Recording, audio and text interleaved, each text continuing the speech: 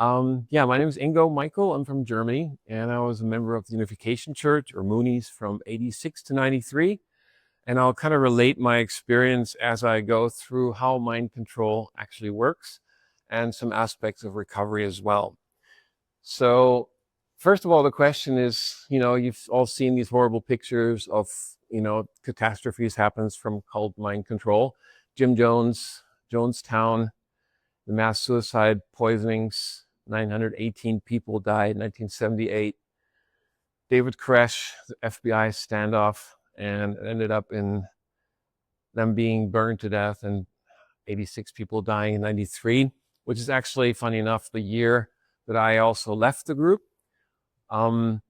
Then the Shinrikyo attacks, nerve gas attacks in Tokyo, Soko Asahara, and 1,939 people injured, 13 died. And then, of course, the New York 9/11 attacks in 2001, 3,000 people died, numerous were actually injured. And the next thing, Unification Church mass weddings. I actually was supposed to go to one of those, but I didn't have a passport at the time because I was illegal in Germany. When I joined, I was scheduled to start my civil service in Germany, and I didn't attend because I had a more important mission to do, of course. So I couldn't attend that, luckily, otherwise I probably would still be in today. And what causes people to do these things? When I left, I asked myself, how did that happen to me? I mean, I'm an educated German guy. I went to German high school. I even watched the movie The Wave. Any of you seen that movie? Yeah. And that didn't protect me at all. Why? Because it doesn't explain how it works. So when I actually woke up in the middle of the day in 1993, Mother's Day in 1993, it was really like this invisible vase just exploded and this energy rushed into me, and I was like, whoa, what's going on? What have I been doing for these last 6.5 years? What happened to me? And I realized in that moment, it can either destroy me, because it was like you're standing on a carpet, right? And somebody pulls the rug away from under your feet. All of a sudden, your feet are up in the air and you're like, oops. And you realize this can destroy me or it can make me stronger. And I decided it's going to make me stronger. So I decided to understand what happened to me, to study it. So I actually studied psychology, and I did my master's degree on cult trauma and recovery at Cambridge College in Boston, which is the same school that Steve Hassan attended, who I worked with at that time doing voluntary exit counselings in 96 in Boston and around the United States. And basically, I studied mind control. How does it work? Basically, there's 3 stages. The first one is to unfreeze. And that begins with when I was approached in San Francisco at Palo Market, where the cable cars turn. I was actually just came back from Stanford University, where I would have possibly gotten a scholarship through a connection. Somebody tapped me on the shoulder. I looked around, and it was like these 2 Japanese students from UC Berkeley saying, we're with an international student club, CARP, at UC Berkeley, Ivy League schools. I'm like, wow, would you like to come for a cup of tea? And I'm like, sure, why not? I'm an international student too. 6.5 years later, I came home, emaciated, completely sleep deprived, really skinny. And anyway, so the thing about reciprocity, and I'll talk about that later, Robert Cialdini has a whole class and system on that, is when you give something to someone, they feel more inclined to reciprocate.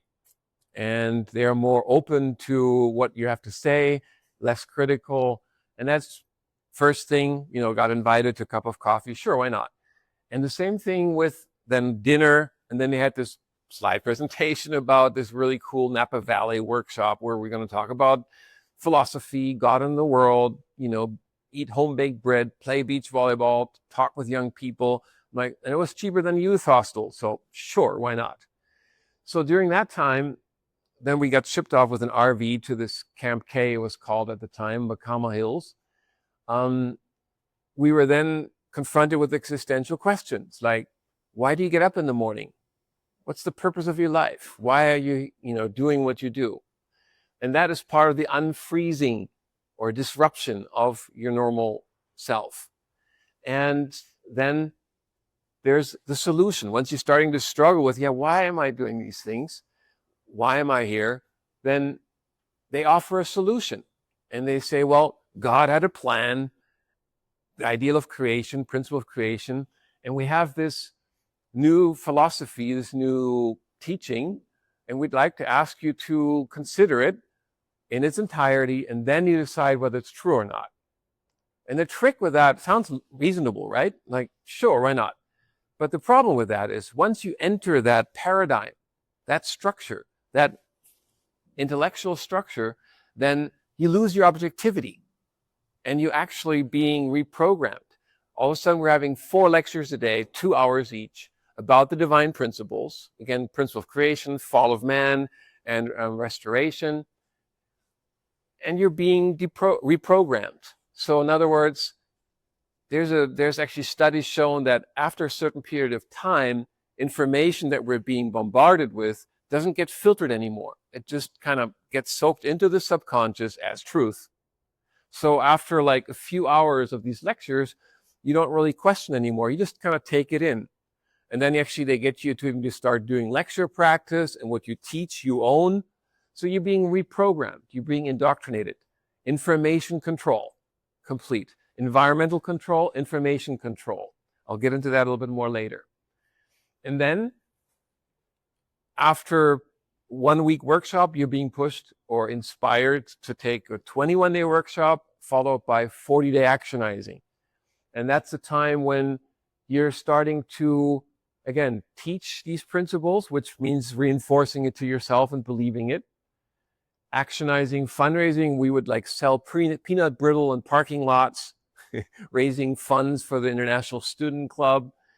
And by doing these activities, you're refreezing, you're making sure that that new program holds.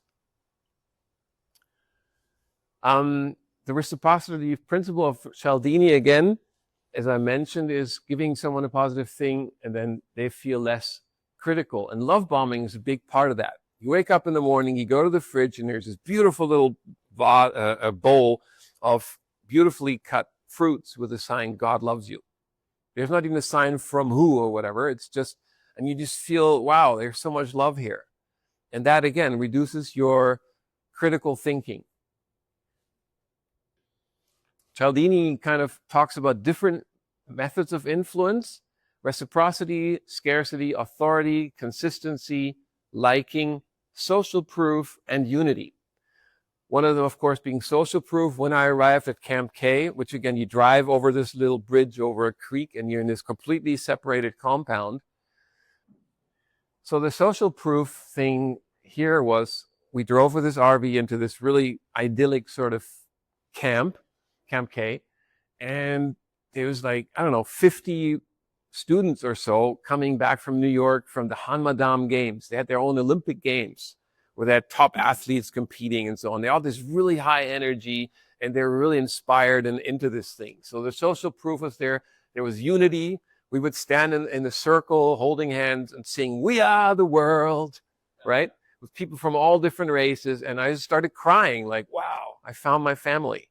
Finally, some, amazing people who are really positive and so on. So, again, with the reprogramming of the indoctrination, I'll kind of repeat that a little bit. Check out this new philosophy till the end, then decide. Suspend your own beliefs means lose your objectivity. You're inside a new paradigm, a new belief system, and you actually lose your perspective. And then they ask questions like, what if it's the truth? And you're like, wow, yeah, what if it's the truth? What if Jesus is alive today? Would you follow him, or would you be like Judas, betraying him? And like, I don't want to be like Judas. So, but nobody asks you, what if it's not the truth? Yeah. So imagine Jesus today, would you betray him? After about an hour and a half of lectures, information is stored as truth without questioning often. And then another thing is, if this is the truth, where does doubt come from? God wants you to be with the truth. And then obviously doubt comes from Satan. So you start to actually self-censor and to block, it's called thought stopping, any negative thoughts. So that reinforces your programming and you become your own cult leader. Again, the refreezing, meaning cementing new beliefs with action, teaching, actionizing, fundraising. Fundraising, again, first it was 40 days actionizing, selling peanut brittle in parking lots. You buy it for 50 cents in the supermarket, sell it for $3 outside to raise funds for the group. And what you teach, you own. So we would start doing lecture practice with these divine principles. And again, you're reprogramming yourself and freezing that new belief system. Believe it and you'll see it is another really powerful one.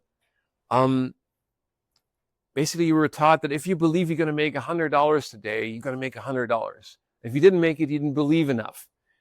And the funny thing is that once you really start believing it, you'll start seeing these results. And it reinforces, again, your belief. I mean, in the beginning, I would make like $100 a day. Later on, I started making $200 a day, selling little metal etchings on aluminum, like three-dimensional pictures with paper frames around them. And later on in the group, I was making $400 or $500 a day. Not just one day, but 40 days in a row. We'd have 40-day terms, and we'd take maybe one day off. And sometimes that was canceled because of providence. But for those 40 days, I'd make $400 a day selling these $5 pictures, $6, 4 for 20. So it's like self-fulfilling prophecy at the same time as reinforcing your beliefs. Doubt is, again, thought stopping, and also they're using reverse psychology. So at some point, when you're struggling, I remember my central figure or cult leader, direct leader, would come and he'd stick stuff like $100 in my pocket. Go ahead, go back to Satan. Go back to Germany's, commit spiritual suicide. Reverse psychology, telling you the opposite of what they want you to do. And you're like, oh no, I don't want to leave, please let me stay. And again, where does doubt come from? Not from God, obviously from Satan.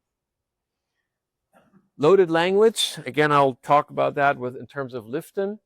The Cain-Abel problem. So if you're struggling a lot and you're having, difficulties, then that means you're being Cain in the position of Abel. You're trying to slay the one who's closer to God. And that also includes the solution, which is to submit and to repent, to do water fasting, to do cold shower conditions. So now how does all this work? I have developed, as part of my master's thesis, this concept of cognitive balance and cognitive in relation to cognitive dissonance. As a doctor, first of all, students learn what a healthy organism is like. So I'd like to also start with our natural state of being, which is cognitive balance. The balance between our mental, emotional, and physical aspects. The mental aspects, our thoughts, our vision, our beliefs, our strategy, which are formed by information that we receive and how we process them. Our emotional aspect, our feelings, our self-worth, our motivation. And the physical aspect, our actions, our habits, our behavior. And all of these three together, as you see, the overlapping area in the middle is our personality.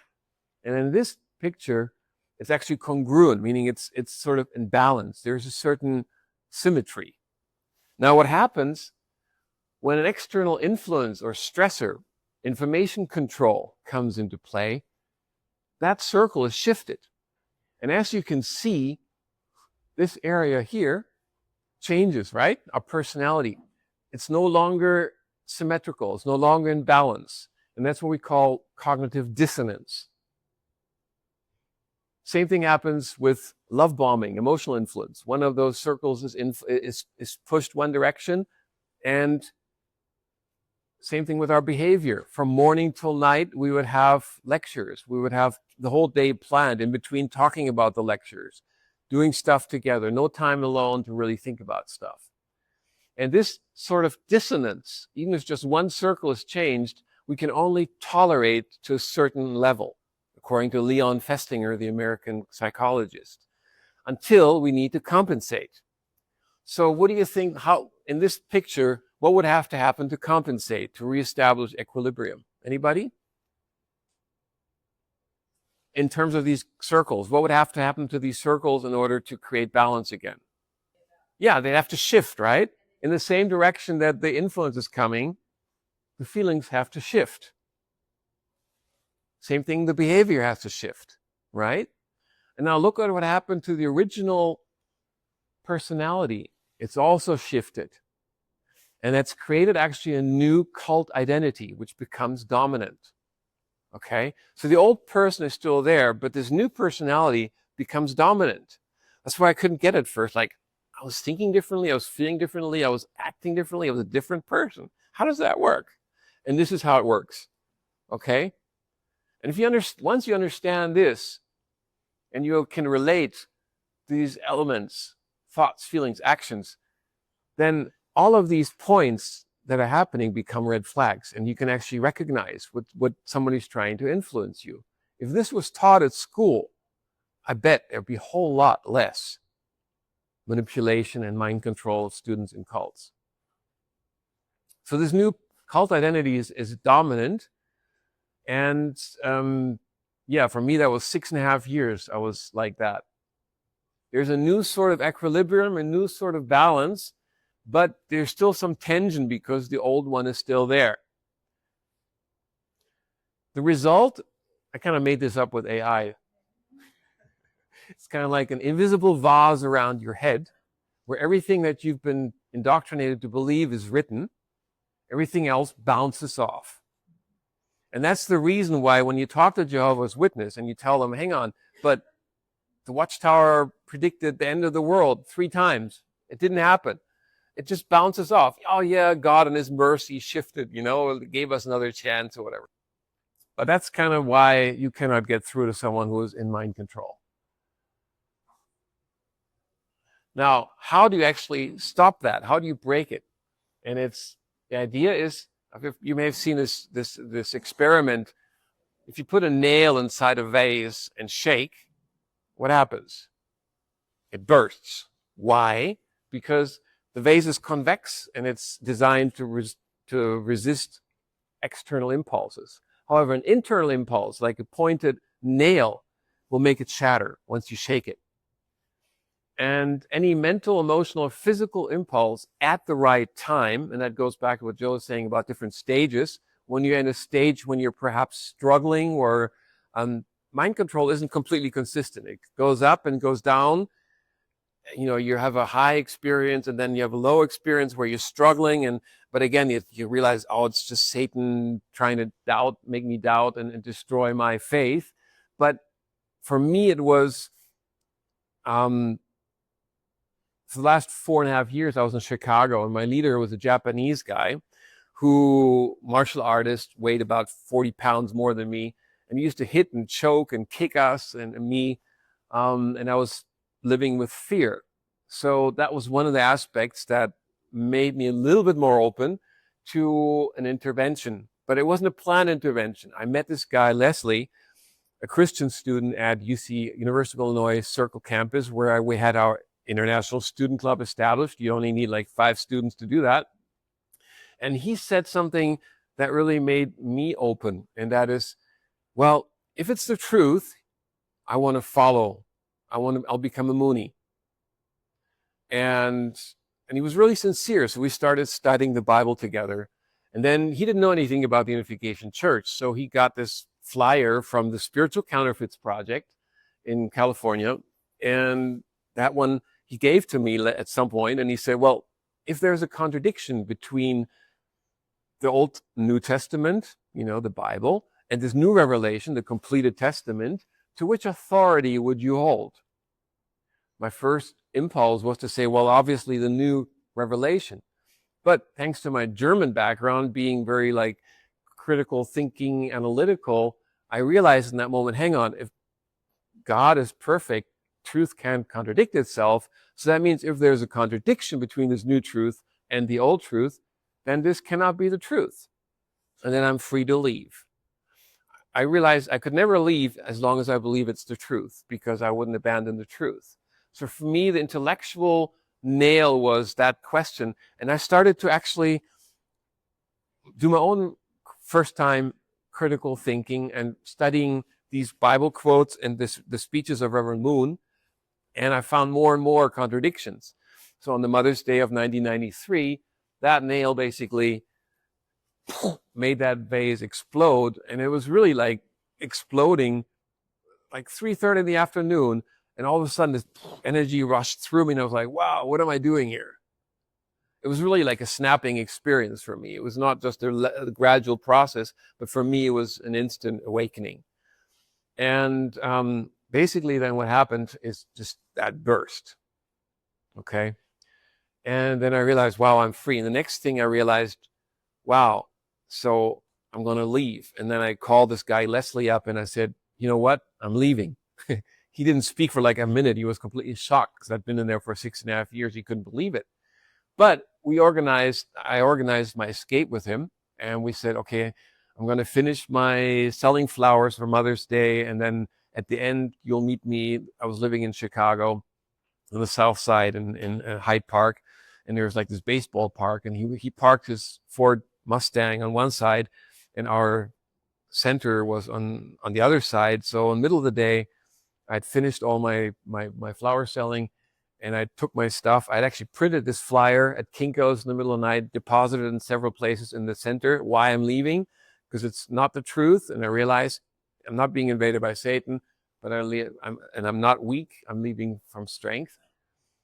And because I knew if I would talk to my leader, he would use reverse psychology on me and it would try to keep me. So I actually planned it and walked out in the middle of the day and got in his car and we drove away. I mean, you could try and make a whole movie out of that just alone, yeah.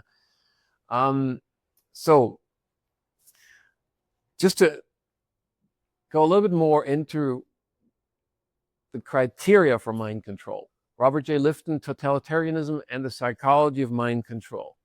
These are the 8 criteria that I find are applicable, to any cultic group or abusive relationship that works in that way. Milieu control, again, MK, separated, completely controlled. Elevated leader, the special leader Moon. Mystical manipulation, like you have a spiritual parent, the person who recruits you, who asks you all kinds of questions. And they would relate that to the lecturer.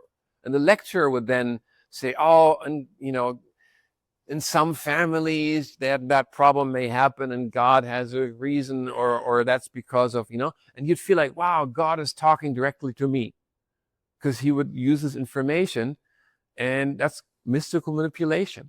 In some other cults, they would use, tricks or drugs or whatever. The we against them paradigm, meaning the group has the truth, everybody is not part of that truth, is external, and we're against them. Loaded language, the Cain-Abel conflict. Again, if you're struggling, it's because you're not humble enough to submit to your Abel, to the person closer to God. Therefore, you need to submit. The cult of confession. So if you have a negative thought, a negative dream or whatever, you have to confess it to your leader. And he then helps you to separate from Satan by either hitting you or giving you cold shower conditions, fasting. I was living in Chicago, and I used to do quite a few 3-minute cold shower conditions in the winter. You know how cold that water is. One time I did a 10-minute cold shower condition. I was blue all over all day. I was like hypothermic, but I survived. Denial of existence of the non-compliant. Again, if you're not part of the group, you don't really have a right to exist. The end justifies the means. Heavenly deception. So you don't give a baby steak. They would never tell me that they were part of the Unification Church, or that was a religious group and I was expected to join and to dedicate my life to them. It's just very gradual.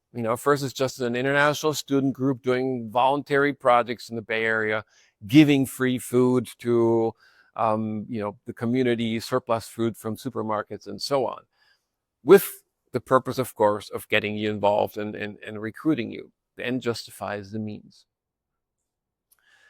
Stephen Hassan from Freedom of Mind Festinger.com. He basically talks about the influence continuum from his BITE model, which is behavior, information, thoughts, and emotional control. Goes back to those three circles, right? Same concept, just a little bit different way of presenting it. Again, it's not black or white. There's like a continuum from constructive and healthy to destructive and unhealthy for groups and relationships. Constructive, healthy meaning supporting the authentic self, unconditional love, compassion, conscience, creativity and humor, free will, critical thinking for individuals. Whereas in an unhealthy group, destructive group, it's the false cult identity. Conditional love, meaning only when you perform and you accomplish your goals, then you're being awarded love and being given support. Hate for all those who oppose you. Doctrine over person. Solemnity, fear and guilt, dependence and obedience. Leaders, again, psychologically healthy, knows limits, empowers individuals, trustworthy, accountable. Whereas narcissistic, psychopathic leaders, elitist, power-hungry, secretive, and claims absolute authority. Narcissistic personality disorder or malignant narcissistic personality disorder is, I think, one of the key traits of cult leaders. I'm not sure if you're familiar with narcissism. There's a story about this Greek Narcissus who sees himself in a pool reflected, falls in love with his own image. And there's this echo in the woods around him that kind of surrounds him. And he says, is somebody here? And it just reflects here, yeah? It just sort of reflects him, yeah? And basically it's the emptiness in the cultic leader's psyche is necessary and dependent on the cult leader reflecting. And likewise, the cult member is reflecting. The cult member gets his value from the value that the leader projects onto him. Oh, the Messiah loves me, so I must be valuable. Yeah? And it's this dynamic which is really powerful that keeps people in the group, especially with the Moonies or groups with the elevated Messiah type leader like that.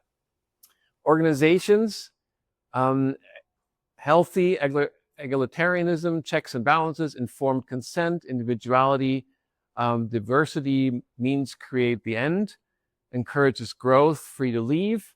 Whereas in unhealthy organizations, elitism, authoritarian structure, deceptive, clones people, character cloning, a lot of, the whole extrovert personality of Moon was basically projected onto us, and we were forced to go out all day talking to people and presenting. I was trained as a 7-day lecturer. I was giving 7-day workshops with those 540 pages memorized in the Divine Principle and teaching them.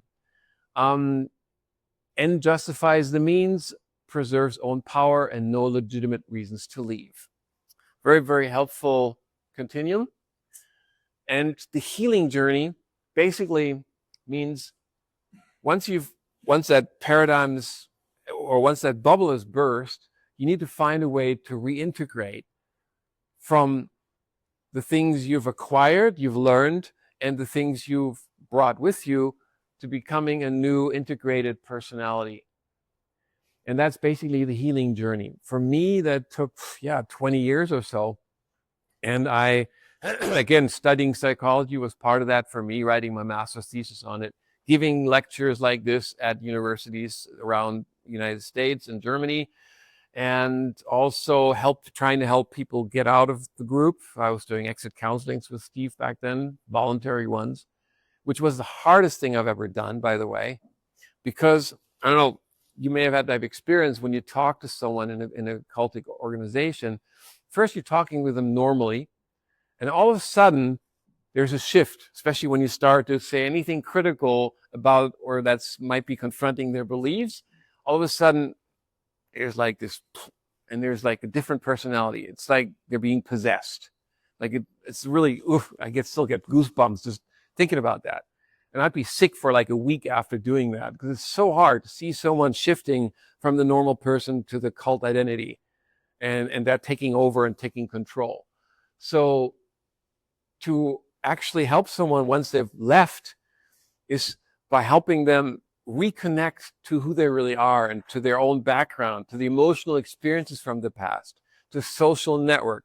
Margaret Singer wrote a book called Cults in Our Midst, and she talks about that. It's really important to connect to old friends, to have a social support network, join a club, study about mind control, understand how it works, and understand that you were a victim. So if you victimized others, for one, you need to take responsibility.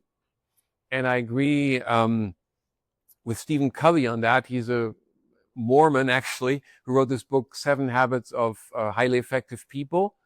And he also wrote some psychological advice, basically from a psychiatrist, psychological perspective, that one key aspect of sanity is taking responsibility for our actions. And that's really hard when you've done stuff that you would normally not have done as a cult member. So, for example, I've recruited 3 other people, and 2 of them are still in today. I try to reach out to them, try to help them to get out, but I haven't been able to do that. So, for one, yes, I realize I am responsible for having done that, but also realizing that I was under mind control and I was a victim, and therefore being a bit more compassionate with myself. And I try to do what I can in order to set a positive impulse in the other direction.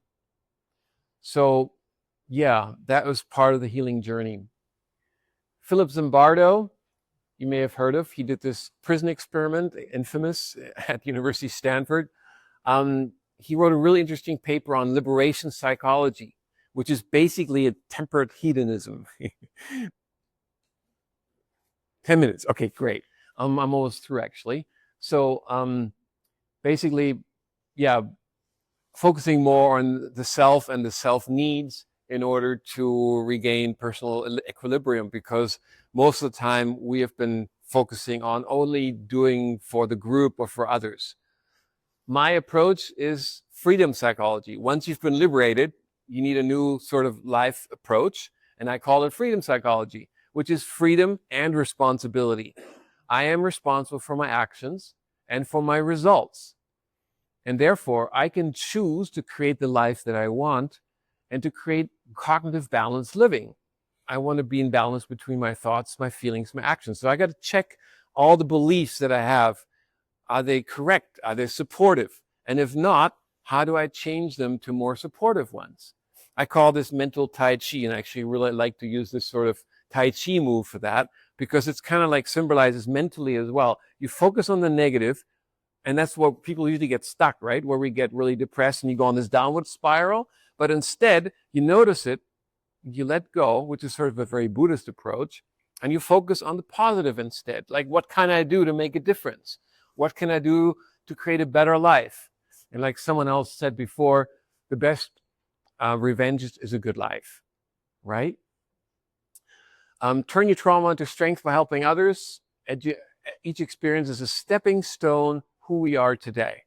That's something of another ex-cult member once told me when I was really depressed about where I was. And he's like, man, all those experiences you've had, they're stepping stones. And that's really true. So, mental, the healing journey, mental, reevaluating beliefs, substituting supportive ones, reframing. Reframing is a really powerful one. Changing the frame of reference, understanding mind control, emotional support network, physical positive habits, exercise and nutrition, spending time in nature, meditation and yoga. Emotional, also getting positive self-affirmations, reprogramming yourself with supportive beliefs, trauma recovery work, counseling. I went to Wellspring. That was a really wonderful thing that helped me a lot. Ron Burks, he's actually going to be giving a talk later. And trauma recovery and spiritual rediscovery. For me, meditation, yoga, spending time alone in nature. I remember at one point I was sitting by a river like a lot and just listening to the water and allowing it to cleanse my mind. Just at last, couple more resources. And again, you can download this. I'll upload it. I think Joe I'll make this available. If you send me a message, I'll send you the link and I'll upload it to, I don't know where, isn't there like a platform we can upload it to? Yeah, but anyway, here's some of the resources. My own story, Moonism, transnet.org, was actually mirrored, where you can, all my whole story about the Moonies is on there.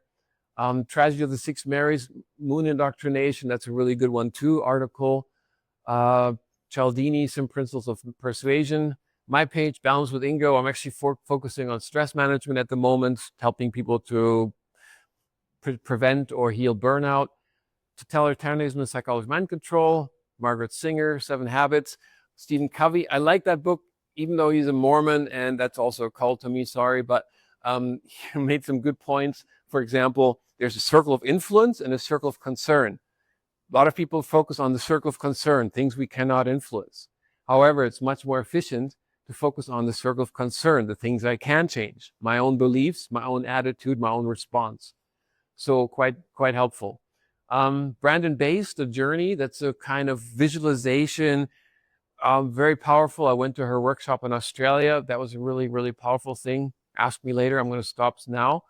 The Rain Meditation, centerpoint.com. These are some audio things that I found really helpful. Music therapy with headphones. And if you ask me, I'll send you a link. I did a Mixcloud mix on that one, where you listen holosync synchronization of your left and right brain. You only hear rain and Tibetan sound bowls, but it's really, really powerful. Return to Spirit Lands, Garden of the Gods, Into the Light. These are some of the music albums that have really helped me a lot on my journey.